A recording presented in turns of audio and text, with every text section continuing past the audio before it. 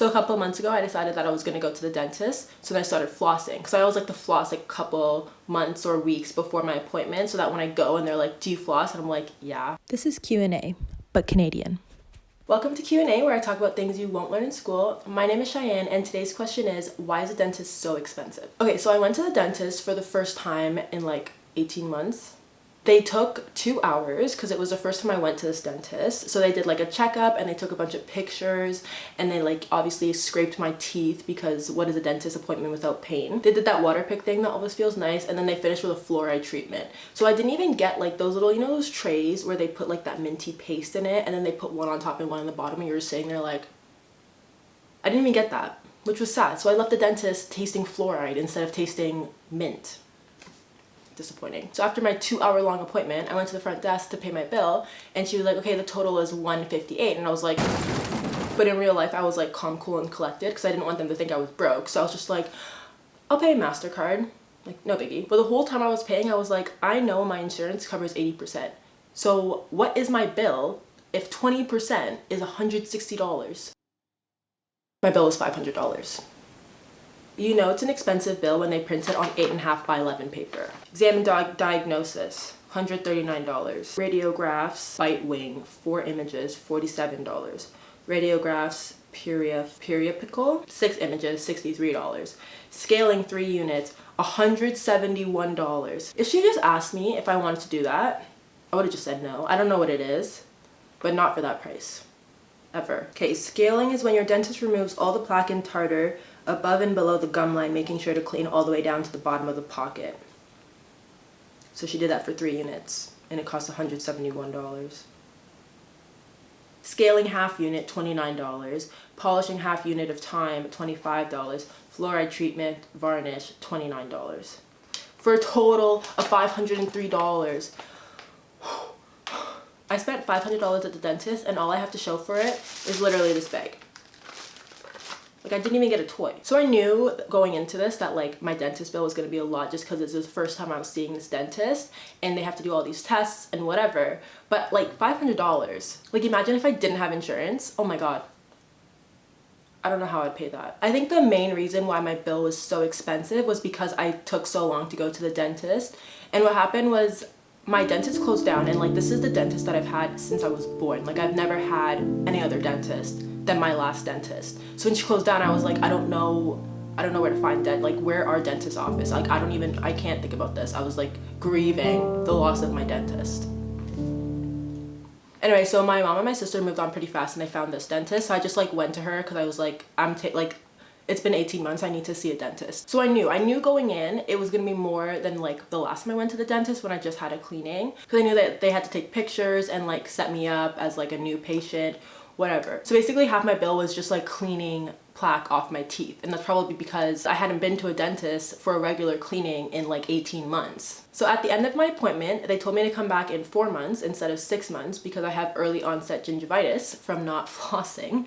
So they have to like clean my teeth properly more often before I can go back to 6 months. So like I just smiled and nod, but in my head I was like, you better come with nicer prices before you ask me to come every 4 months because we're not paying this price. Like, when I left my dentist's office, I really couldn't stop thinking about 2 things. 1, why are dentists so expensive? And 2, like this is what happens after 18 months of not visiting a dentist, like this massive bill. So it really had me thinking about like what would happen if I wasn't insured and I really had to pay $500 just to clean my teeth. Like I would never go back to the dentist. A lot of what the dentist does is just preventative dental care. Like you go twice a year so that your dental problems don't pile up. But if your first assessment costs $500, why would you ever go back? But if you don't ever go back, then your dental problems just get worse until the point where you can't bear the pain anymore, so you just go to the ER. The government of Ontario actually did a study of this in 2014, and what they found was that taxpayers paid $38 million for people that went to the ER for dental problems.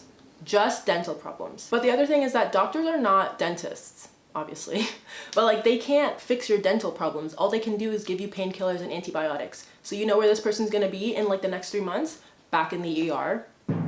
So every province has some sort of variation of free dental care for low-income seniors and people on welfare, because realistically, if these people never go to the dentist, they're just going to keep ending up in the ER, and that gets expensive. But now we have a bunch of baby boomers going into retirement, which means a lot of their insurance won't be covered anymore, because if you work in the private sector, your coverage only lasts as long as you're working in the company. And then you have a bunch of millennials working in the gig economy who don't get coverage or benefits at their jobs, so they're paying for the entire dental bill. And we also have more entrepreneurs in the Canadian population than we've ever had before. And entrepreneurs don't have benefits unless they buy it for themselves, so they're also paying the dental bill. So now we have a lot of people in Canada who have to pay entire dental bills themselves.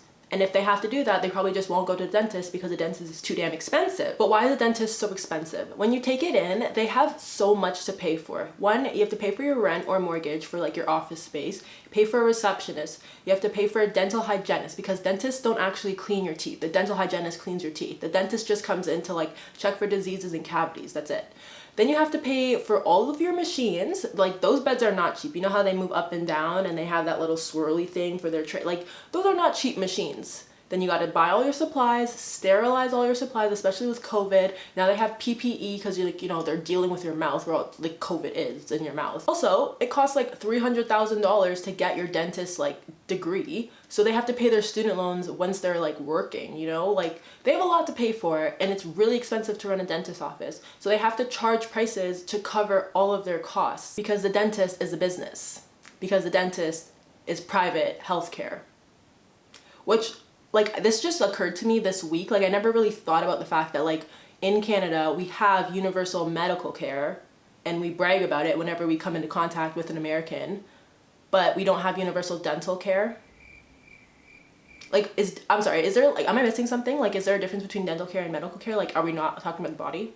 Like, it really just occurred to me this week that the dentists in Canada are private healthcare. Why didn't we include dental care when we just made a universal healthcare system? Especially if not going to the dentist becomes so expensive later on down the road. So I think a lot of politicians are coming on to the fact that, like, there are a lot of baby boomers who are about to retire and lose their healthcare benefits. And there are a lot of millennials who are in the gig economy who don't have benefits because we are chronically underemployed. And now they're sort of talking about universal dental care. I know, like, at the federal level they were talking about it, at the provincial level they were talking about it.